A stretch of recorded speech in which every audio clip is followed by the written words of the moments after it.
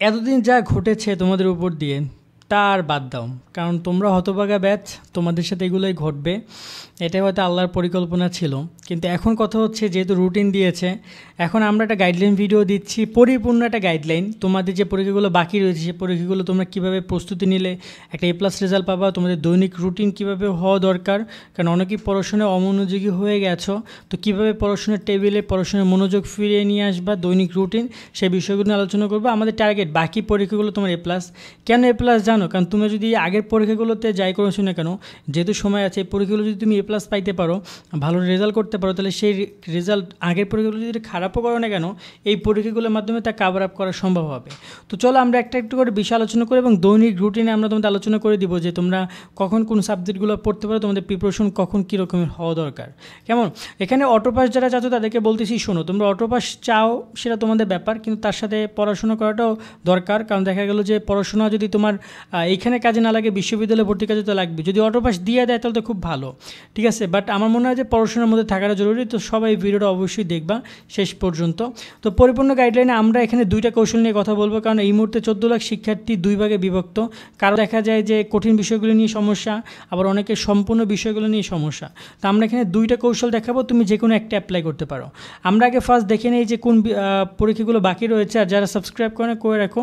তো রুটিনে আমি আর যাচ্ছি না, রুটিন দেখালে অনেক কিছু হজবরল হবে। বাট আমি নর্মালি বিজ্ঞান বিভাগের এই পরীক্ষাগুলো বাকি, ঠিক আছে। রসায়ন, বায়োলজি, তোমাদের স্ট্যাটিস্টিক্স রয়েছে, আর হায়ার ম্যাথ রয়েছে। তো এইগুলোর মোটামুটি কথা তোমাদের ফার্স্ট সেকেন্ড বাকি। ব্যবসা বিভাগেরও এইগুলো পরীক্ষাগুলো বাকি রয়েছে, যে পরীক্ষাগুলো হচ্ছে উৎপাদন, ব্যবসা সংগঠন, কৃষি, ফিন্যান্স, এগুলো বাকি রয়েছে। আবার অনেকের অর্থনীতিও রয়েছে চতুর্থ হিসাবে, যে কোনো কিছু থাকতে হবে চতুর্থ সাবজেক্ট হিসাবে কৃষির পরিবর্তে। আবার এখানে অনেকের ভূগোল, ইসলাম, ইতিহাস অভাব নেই। মানবিক বিভাগের সবচেয়ে বেশি শিক্ষার্থীদের পরীক্ষা এই মুহূর্তে বাকি রয়েছে, অনেকগুলো পরীক্ষা। এখন এখানে সবার তো সব পরীক্ষা দিবে না, তবে দেখা যায় যে কেউ একটা দুইটা পরীক্ষা তো দিবেই, একটা দুইটা তিনটা পরীক্ষা করে। তো দেখা যায় অনেক, কারো পরীক্ষা 6টা, কারো 7টা, কারো 8টা, কারো 10টা পরীক্ষা বাকি রয়েছে।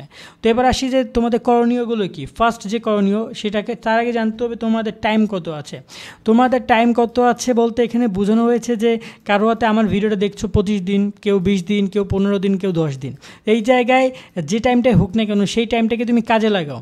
হয়তো কোনো কারণে তুমি ভিডিওটা 15 দিন আগে দেখছো, ঠিক আছে, বা 10 দিন আগে দেখছো, তাহলেও তুমি আমার এই ভিডিও অনুসরণ করে 10টা দিন শুধুমাত্র টাইম দাও, সব কিছু ঠিক হয়ে যাবে। এই 10 দিনে A+ এর প্রিপারেশন নেওয়া পসিবল, 15 দিনে পসিবল, 20 দিনে পসিবল, অনেকে 25 দিনেও পসিবল, 25 দিনে 2বার পসিবল A+ নেওয়া, 2বার এই বই শেষ করা সম্ভব। আমি সেভাবে তোমাদেরকে গাইডলাইনটা দিব। তো এখানে প্রথমত যে আমাদের করণীয়, সেটা হচ্ছে যে তোমার কোন বিষয়গুলো বন্ধ কম এবং কঠিন সেটা আগে একটু আইডেন্টিফাই করা। কারণ দেখো এখানে বায়োলজিতে বন্ধ কম আছে। বায়োলজিতে কেন বন্ধ কম? বায়োলজিতে পরীক্ষা মেবি হবে 24 তারিখে, তার মানে একদিন বন্ধ। বায়োলজি ফার্স্ট পেপার থেকে সেকেন্ড পেপার একদিন বন্ধ। আবার এখানে অর্থনীতি দ্বিতীয় পত্র একদিন বন্ধ, ব্যবসা সংগঠন একদিন বন্ধ, পরিণতিতে একদিন বন্ধ। এই যে একদিন করে বন্ধ দিয়েছে তারা, এই কঠিন সাবজেক্টগুলো একদিনের মধ্যে কি সম্ভব? মনে হয় না। কারণ যদি তুমি এটা ভালো প্রিপারেশন নিতে চাও, তোমাকে সৃজনশীলে মিনিমাম একটু ভালো সময় দিতে হবে, MCQ একটু ভালো সময় দিতে হবে, বোর্ড সলভ করতে হবে, টেস্ট পেপার সলভ করতে হবে। তোমরা একটু কনফিউজ থাকতে পারো। তো এই জায়গায় সেই বিষয়টা অনেক ইম্পর্টেন্ট যে তোমরা সাবজেক্টগুলো শেষ করবা।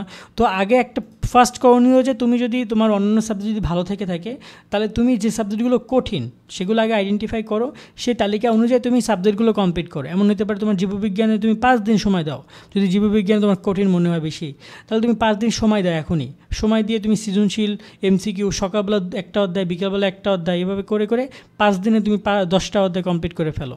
জীববিজ্ঞান কমপ্লিট। অর্থনীতির ক্ষেত্রে তুমি 2 দিন সময় দাও, ব্যবসা সংগঠনের ক্ষেত্রে তুমি 2 দিন 3 দিন সময় দাও, দিয়ে তুমি এভাবে যে সাবজেক্টগুলো কঠিন সেগুলো এই সময়ের মধ্যে তুমি কমপ্লিট করতে পারো। এখন এই সাবজেক্টগুলো কী কী পড়বে এটা নিয়ে আমি একটু পরে কথা বলছি, বাট নর্মালি এভাবে তোমরা শুরু করতে পারো, ঠিক আছে। সেকেন্ড ব্যাপারটা হচ্ছে, সেকেন্ড যে করণীয় সেটা হচ্ছে তোমাদের সর্বমোট কতগুলো বিষয় বাকি রয়েছে সেগুলো পড়া। কারো 6টা বাকি, কারো 7টা বাকি, কারো 8টা বাকি। সেক্ষেত্রে তুমি সবগুলো বই কমপ্লিট করতে পারো, সবগুলো বই। সেক্ষেত্রে দেখা যায় যে তুমি হতে পারে যে তুমি এখানে শুরু করলাম ভূগোল দিয়ে, তারপর তুমি এখানে ইসলাম, ইতিহাস পড়লা, যতগুলো বই হবে তুমি একটা লিস্ট করে ফেলবা যে আমার এই মুহূর্তে এই কয়টা পরীক্ষা বাকি রয়েছে এবং এই পরীক্ষাগুলোর মধ্যে আমি সবগুলো শুরু করব। তো দেখা যায় যে 6টা সাবজেক্ট হইলে তুমি প্রতিদিন 2টা করে কমপ্লিট করবা, বা প্রতিদিন 2 দিনে তুমি একটা বই শেষ করবা। তো তুমি যদি ভূগোল ধরো না 6টা বাকি রয়েছে, যদি তুমি 2 দিনে একটা করে শেষ করো, তাহলে দেখা গেলো যে 12 দিনের মাথায় মাথায় তোমার 6টা বই কমপ্লিট। যদি 8টা বই থাকে তোমার, তাহলে তুমি 2 দিন করে টাইম দাও, দেখবে যে 16 দিনের মাথায় তোমার 8টা বই শেষ, 8টা পেপার শেষ। তো এইরকমভাবে তোমরা একটা একটা করে বই 2 দিনের মতো করে টাইম দাও। তোমাদের বেশি সময় থাকলে তুমি 3 দিন করে টাইম দাও, দিয়ে আবার কোনো কোনো বই 2 দিন লাগবে, কোনো কোনো বই 3 দিন লাগবে। এবারটা সমতা করে তুমি রুটিন করো, করে ওই 2 দিন শুধুমাত্র ওইটাই পড়বা। যেমন 2 দিন আমি রসায়ন নিয়ে কথা বলছি, আমি সারাদিন শুধু রসায়নই পড়বো। আমি 2 দিন জীববিজ্ঞান নিয়ে কথা বলছি, 3 দিন আমি জীববিজ্ঞানই পড়বো। অর্থনীতি নিয়ে কথা বলছি, অর্থনীতি 2 দিন পড়বো। ব্যবসা সংগঠন আমি 2 দিন পড়বো, টানা 2 দিন শুধু ব্যবসা সংগঠন ফার্স্ট পেপার, সেকেন্ড পেপার 2 দিন পড়বো। এভাবে করে করে আমি একটা একটা করে বই কমপ্লিট করবো, এবং আমাকে ওই যে শুরুতে বলেছিলাম যে কতদিন বাকি আছে তার উপর গাইডলাইন। 20 দিন যদি বাকি থাকে, তা দেখা যায় যদি আমাদের বই থাকে 6টা, তাহলে আমি অন্তপক্ষে প্রত্যেকটা বই 3 দিন করে টাইম দিতে পারবো। তারপর আমার হাতে 2 দিন সময় বেঁচে থাকবে, 318 দিন হয়। তো আমি এরকমভাবে সময় নিয়ে 3 দিনে একটা একটা করে বই কমপ্লিট করব। তো এরকমভাবে তোমাদেরকে প্রিপারেশন নেওয়াটা আমি মনে করি। এতে কী হবে, পরীক্ষার আগে পুরো বই একবার কমপ্লিট হয়ে যাবে। সো পরীক্ষার সময় তোমাদের আর সারাদিন পড়তে হবে না ডাক দিয়ে চিল্লাইয়া, তুমি শুধুমাত্র রিভিশন দিবা। ভালো করে রিভিশন দিয়ে গেলে মানে ওইখানে ভালো রেজাল্ট তুমি করতে পারবা। এবং এই সময়টা তুমি এই যে 3 দিন করে বা 2 দিন 3 দিন করে পড়তেছো, এই সময়গুলো তুমি কি করবা, তুমি চেষ্টা করবে একটু ভালো করে পড়ার, মানে একটু ডিটেলসে পড়ার। সৃজনশীল এমসিকিউ নাকে মুখে পড়া না, যেটাকে বলা হয় যে একটু মানে বোর্ড কোশ্চেন সলভ করা, টেস্ট পেপার সলভ করা, তারপর হচ্ছে যে একটু এক্সাম দেওয়া, নিজে নিজে মডেল টেস্টগুলো সলভ করে বা টেস্ট পেপারের উপর নিজের একটা প্রিপারেশন এক্সাম দেওয়া, এগুলো বসে বসে তোমাকে করতে হবে এই 2-3 দিনে। ধরে নাও যে তুমি 3 দিন সময় নিয়েছো, 2 দিনে তোমার বই শেষের একদিনে তুমি 5টা পরীক্ষা দাও, সকালবেলা 2টা পরীক্ষা, বিকালবেলা 1টা পরীক্ষা, রাত্রেবেলা 2টা পরীক্ষা দাও এমসিকিউর উপরে এবং সিকিউর উপরে। এভাবে তুমি প্রিপারেশনগুলো নাও, কেমন?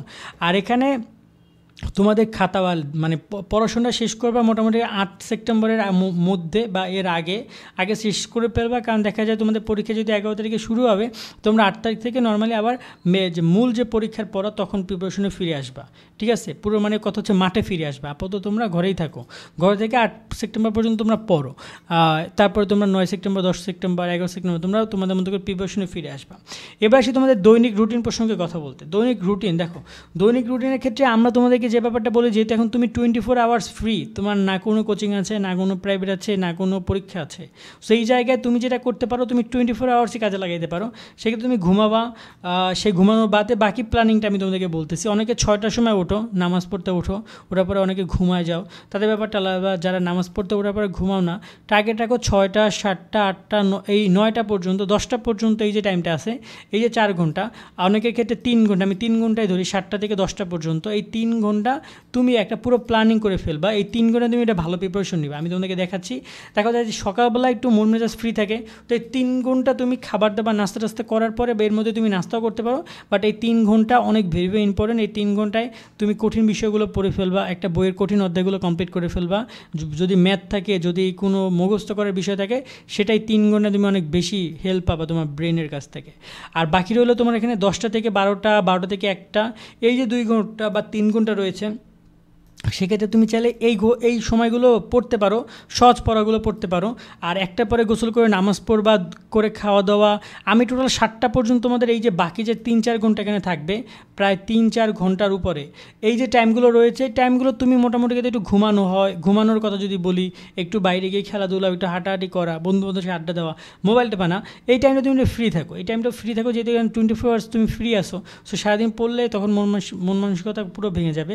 সেই টাইমটা তুমি ফ্রি থাকতে পারো, চাইলে পড়তে পারো। কোনো দিন তুমি এখানে দেখা যায় যে 3টা থেকে 5টা পর্যন্ত পড়তে পারো। আসরের নামাজের পরে তুমি একটু ফ্রি হইলে মাগরিব পর্যন্ত তুমি একটু হাঁটাহাঁটি করে আসলা, ঠিক আছে? এমনটা তুমি করতে পারো এই 2 ঘন্টায়। বাট নর্মালি আমি এই টাইমটা ফ্রি রাখলাম তোমাদের জন্য। আর বাকি থাকলো 7টা থেকে একদম 11টা পর্যন্ত।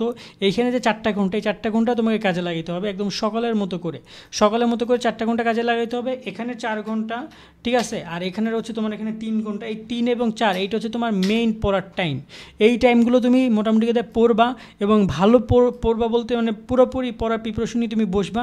আর বাকি সময়গুলো চাইলে তুমি একটু স্কিপ করতে পারো, চাইলে তুমি সেখানে অন্যান্য দিনে আদার্স দিনে যেদিন প্যারা থাকবে, পড়া অনেক বেশি পড়া রয়েছে, সেগুলো তুমি এই টাইমগুলোই পড়তে পারো। বাট এই 7 ঘন্টার কোনো হেরফের করা যাবে না, এটা মাথায় রাখো। তো এই হচ্ছে দৈনিক রুটিনের সম্পূর্ণ বিষয়টি। এরপর যদি তোমাদের কোনো পরামর্শ দরকার আমাদেরকে জানিও। তোমাদের যদি কারো পড়াশোনায় মনোযোগ না আসে, সেক্ষেত্রে আমাদের সাথে আলোচনা করো। আমরা চেষ্টা করবো তোমাদেরকে মানে কনসাল্ট করার, কোনো বিষয়টা আলোচনা করার। তোমাদের সাথে যদি তোমাদের কোনো হেল্প করতে পারি আমরা, আমাদের সাথে যোগাযোগ করো আমাদের ফেসবুক পেজে। আজকে মতো আমরা এখানে বিদায় নিচ্ছি। সকলে অনেক অনেক ভালো থাকবা। আল্লাহ হাফেজ।